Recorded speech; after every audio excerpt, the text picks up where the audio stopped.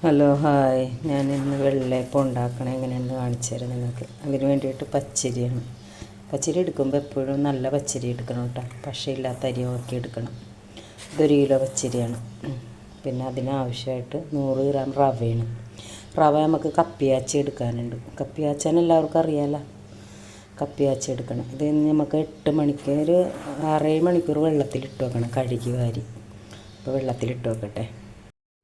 അപ്പോൾ ഇത് ഞാൻ അരിയൊക്കെ കഴുകി വെള്ളത്തിലിട്ട് വെച്ചിട്ടുണ്ട്. ഇനി ഇതൊരു 6-7 മണിക്കൂർ ഇങ്ങനെ വെള്ളത്തിൽ തന്നെ കിടക്കട്ടെ.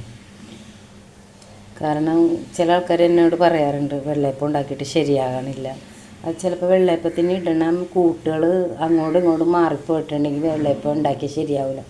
ചിലർ വെള്ളയപ്പം ഉണ്ടാക്കിയാൽ അതിങ്ങനെ വളരെ ഇങ്ങനെ ഒരുമാതിരി ഇരിക്കും. ചിലർ പറയും ഭയങ്കര ഹാർഡാണ്. യൂട്യൂബ് തുടങ്ങണേക്ക് മുമ്പ് എന്നോട് മിക്ക ആൾക്കാരും ചോദിക്കാറുണ്ട്. പക്ഷേ പറഞ്ഞു കൊടുത്ത് എത്രത്തോളം അവർക്ക് മനസ്സിലാവുമെന്നറിയില്ല. വീഡിയോ ആകുമ്പോൾ കണ്ട് മനസ്സിലാക്കി ചെയ്യാമല്ലോ. അപ്പോൾ വെള്ളയപ്പത്തിനായാലും ഇടിയപ്പത്തിനായാലും നമ്മൾ എടുക്കുന്ന വെള്ളത്തിൻ്റെ അളവ് കുറഞ്ഞാലും കൂടി. ഇനി ഇതിനകത്ത് ആവശ്യമുള്ള സാധനങ്ങളൊക്കെ ഞാൻ അരക്കാൻ നേരത്ത് കാണിച്ചു തരാം കേട്ടോ. അപ്പോൾ ഇവിടെ വെള്ളം തിളക്കണുണ്ട്. വെള്ളം തിളക്കണുണ്ട്. ഞാൻ കപ്പി വെച്ചാനായിട്ട് റവ ഇട്ട് കൊടുക്കാം. ഞാൻ എൻ്റെ അടപ്പ് അപ്പുറത്തുനിന്ന് ഇപ്പുറത്തേക്ക് വെച്ച്. കാരണം അവിടെ ഭയങ്കര ഹൈറ്റ് ആയതുകൊണ്ടിട്ട് എനിക്ക് കന്നിക്കലമൊക്കെ പൊക്കിയെടുക്കാൻ ഭയങ്കര പാട്. അത് കാരണം ഞാൻ അടപ്പ് ഇങ്ങോട്ട് മാറ്റി. ഇതിങ്ങനെ കാച്ചി കുറുകി വരുമ്പോൾ നമുക്ക് ഓഫ് ചെയ്യാം. ഇതിപ്പോൾ അരി വെള്ളത്തിലിട്ട് കുതിർന്നു ഒരു 7 മണിക്കൂറോളം ഇട്ടേക്കാം. ഇതിലേക്ക് 1 കപ്പ് ചോറ് ഇതിലേക്ക് ഇട്ട് കൊടുക്കാം. ഇട്ടെടുത്തൊന്ന് മിക്സ് ചെയ്യാം. പിന്നെ തേങ്ങ ഒരമുറി തേങ്ങ. ഇപ്പം അരക്കണത് എങ്ങനെയാണ് കാണിച്ചു തരാം. കുറച്ചിടാം. ഇങ്ങനെ ഒരു പ്രാവശ്യം ഉണ്ടാക്കി നോക്കട്ടെ. നിങ്ങളൊക്കെ വെള്ളയപ്പം ഉണ്ടാക്കുന്ന ആൾക്കാരായിരിക്കുള്ളൂ. എങ്കിലും ഈ രീതിക്ക് നിങ്ങളൊന്ന് ഉണ്ടാക്കി നോക്കിക്കഴിഞ്ഞു. കുറച്ച് തേങ്ങ ഇടാം. ഇതിപ്പോൾ ഇതിനായിട്ട് ഞാൻ എടുത്ത് വെച്ചേക്കണ സോഡാപ്പൊടിയാണ്. ഒരു 1.25 സ്പൂണുണ്ട്. സ്പൂൺ ഇതാണ്.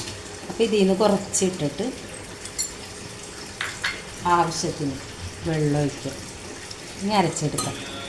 ഇപ്പോൾ ഇത് അരഞ്ഞിട്ടുണ്ട്. അരഞ്ഞിട്ടുണ്ട്. ഇനി ഇതിലേക്ക് നമ്മൾ നേരത്തെ കപ്പി കാച്ചി വെച്ചിട്ടുണ്ടായിരുന്നില്ലേ, അതിട്ട് കൊടുക്കാം. ഇതിട്ട് കൊടുത്തിട്ട് കുറേ അരക്കണ്ട കേട്ടോ. കുറച്ച്. ഇതൊക്കെ ഓരോ ടിപ്പുകളാണ്. ഇതൊക്കെ ഇതുപോലെയൊക്കെ ഒന്ന് ശ്രദ്ധിച്ച് ചെയ്താൽ വെള്ളയപ്പം ഉണ്ടാക്കുമ്പോൾ ശരിയായിക്കോളും. ഇതിപ്പോൾ അരച്ച് ഞാൻ ഇതിലേക്ക് ഒഴിച്ച് വെക്കാം. ഇത് ചൂടോടുകൂടി അടച്ച് വെക്കുകയും ചെയ്യരുത് കേട്ടോ. ഒന്ന് ചൂടാറിയതിന് ശേഷം നമുക്ക് മൂടി വെച്ചാൽ ബാക്കിയുള്ളതും കൂടെ അരച്ചെടുക്കാം. ഇപ്പോൾ ഇത് ലാസ്റ്റ് ബാച്ച് ഞാൻ അരച്ചെടുത്ത് ഇതിലേക്ക് ഒഴിക്കണം. ഇനിയിപ്പോൾ ഈ പാത്രത്തിൽ നിന്ന് മാറ്റേണ്ടി വരും. കാരണം ഇത് പൊങ്ങോലെ. അപ്പോൾ ഇതുപോലെയൊക്കെ ഒന്ന് ഉണ്ടാക്കി നോക്കാം കേട്ടോ.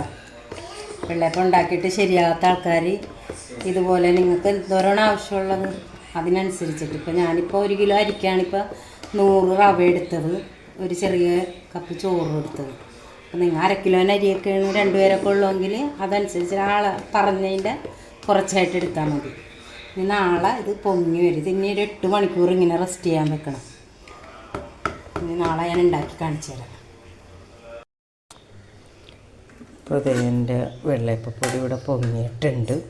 നോക്കണ്ട, ഞാൻ വേറെ പാത്രത്തിലേക്ക് മാറ്റി. കാരണം ഇത് പൊങ്ങി വന്നുകൊണ്ടിട്ടെ നല്ലപോലെ പൊങ്ങിയിട്ടുണ്ട്.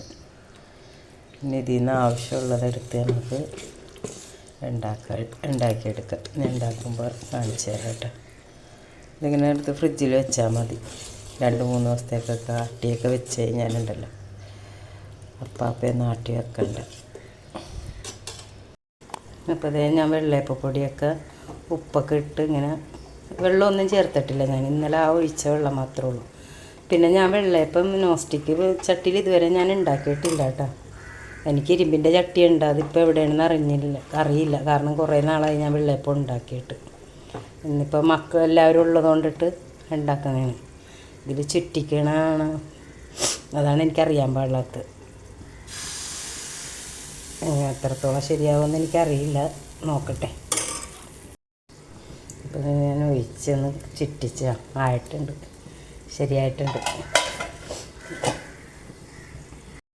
അപ്പോൾ വെള്ളയപ്പം ഇവിടെ റെഡി ആയിട്ടുണ്ട്. ഞാൻ കൈ കൊണ്ടിട്ട് തന്നെ എടുക്കുന്നത്. കണ്ടില്ലേ വെള്ളയപ്പം?